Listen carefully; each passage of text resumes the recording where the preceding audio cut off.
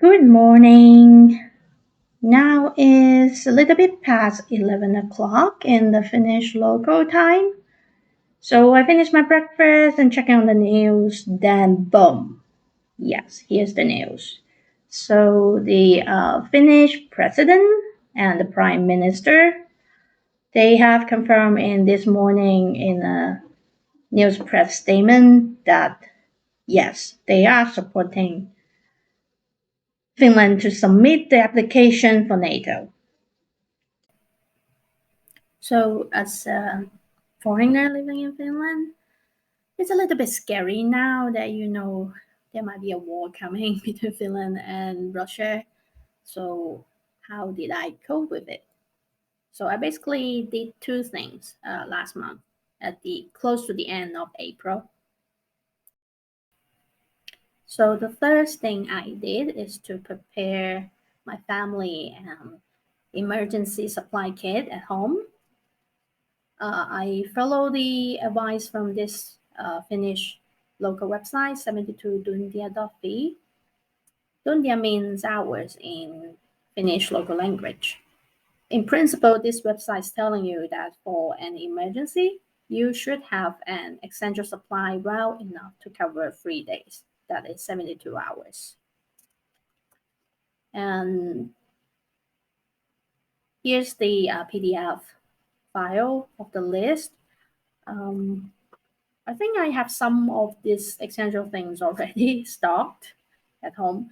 But for me, I need to make sure there's enough clean water. Yeah, so here are several large bottles of water I ordered online. I think that totally make up about 50 liters. So it should be enough for a family of four for 3 days. Some canned dry food, canned meat, biscuit, and so on.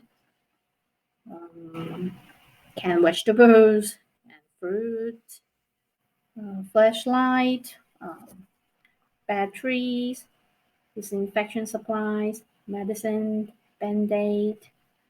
Also got this, of course, the iodine tablet just in case. I think it was run out in the pharmacy a few weeks ago, but I got it luckily.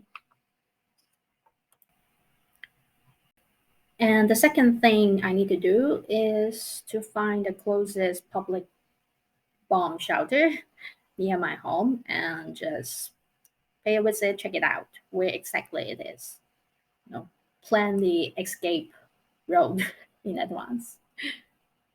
So the first place for me to do some research is the official Helsinki City website. You know, during 60s, from 60s, Finland, after they had a war with Russia, a lot of these old housing apartment buildings built after that, they are required to have this bomb shelter in the basement level in case of any air raid or even nuclear attack. So those shelters in the apartment buildings nowadays are using as storage, for example, keeping bicycles. So I'm living in not apartment building, but a bit those a road of houses. Um, so I was quite jealous about the old building. They have this kind of shelter just at the basement. You don't need to run around the street to looking for public shelter. But anyway, in my case, I need to plan in advance. So you can see from the Helsinki website, um, for those people who don't have this shelter in the basement level, you can use the public, uh, and you can find where are these big public bomb shelters.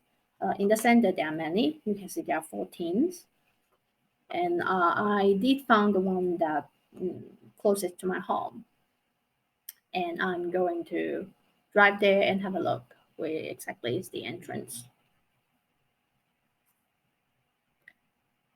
Here it is. Arrive at the shelter closest to my home. So let's go check it out. Yeah. So now it serves as a big parking hall. There's this big parking sign in front of the gate, and you can see this big orange triangle sign just on the on top of the gate. So that's the sign for public shelter in Finland. Just remember it. I tried to get in, but unfortunately the gate was locked. So now I am at the other side of the shelter slash parking hall. Again, you can see this big orange triangle on top. And look at the surrounding. They're all residential buildings.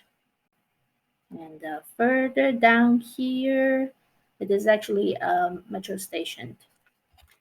You could hide in a metro station for normal air raid, but if there's really a nuclear bomb or something, it's not a good idea.